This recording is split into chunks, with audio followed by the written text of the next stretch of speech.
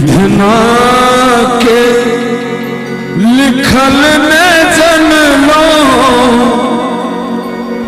दुख में मां कौन रहलो हे दुर्गे मैया के बेटा के कहिया दर्शन हे दुर्गे मैया के बेटा के कहिया दर्शन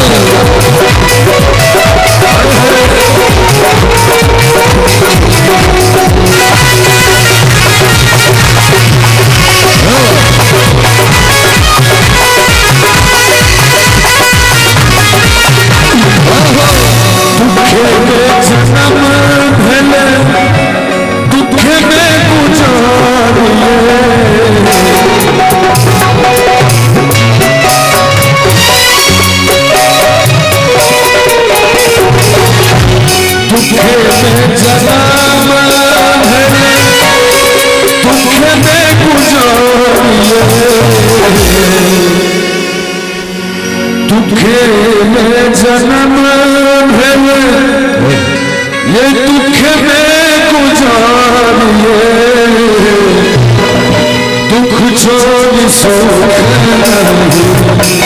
हमारे पहाड़ी हमारा जीवन अंधारे अंधारी हमारा जीवन कर्म लिखो कहने का पानी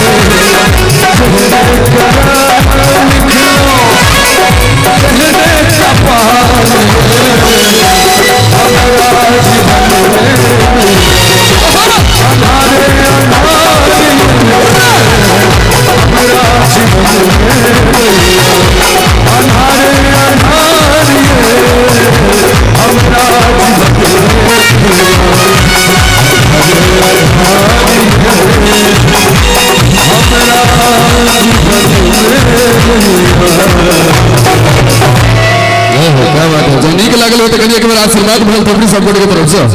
भाई अरविंद सिंह जी के उना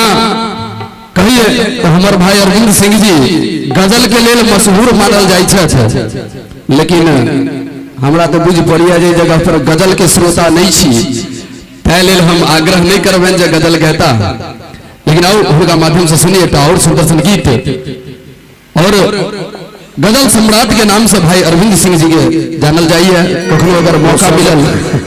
वो सब आशीर्वाद से सब अपने सबके आओ एगो लोकगीत सुनाबी जे MM प्रोडक्शन के निर्माता से हो उपलब्ध से बताओ उनका कंपनी से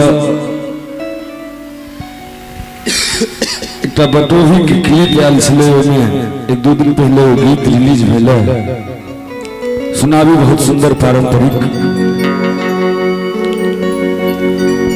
आर गंगा पार जमुना पीछे कदम के डारियो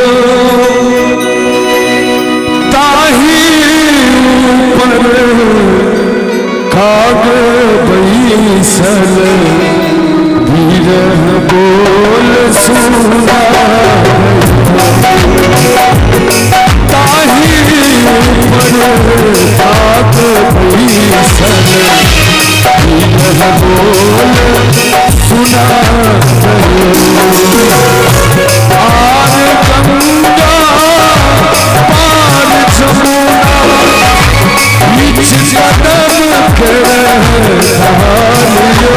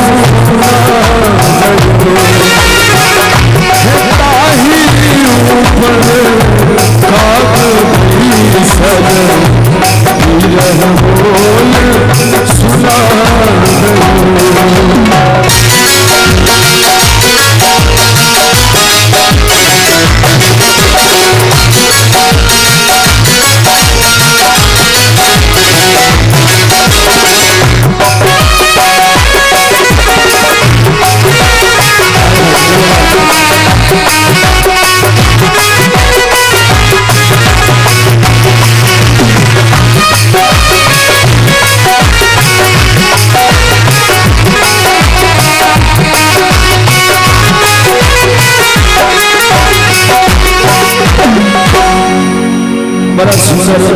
भाव से सजानी के कागरे तोरा पाग बांधब सोने मुढ़ायब दुनो चोचियो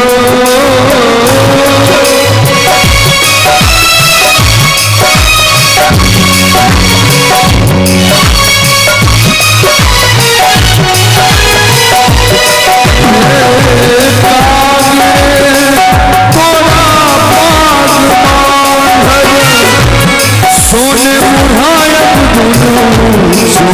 सोचियो पंख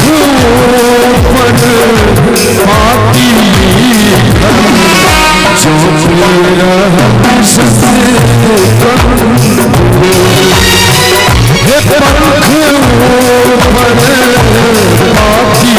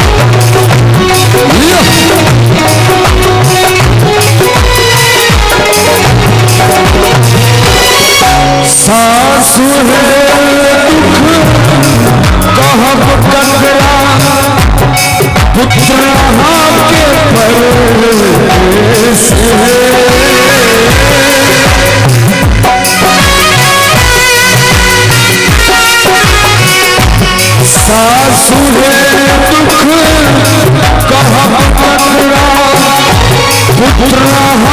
के परदेस है पिया बिना मोरा जिया न लागे सासु है दुख कहब ककरा पुत्र के परदेस है पिया बिना मोरा जिया न लागे धरब बिरहिन भेस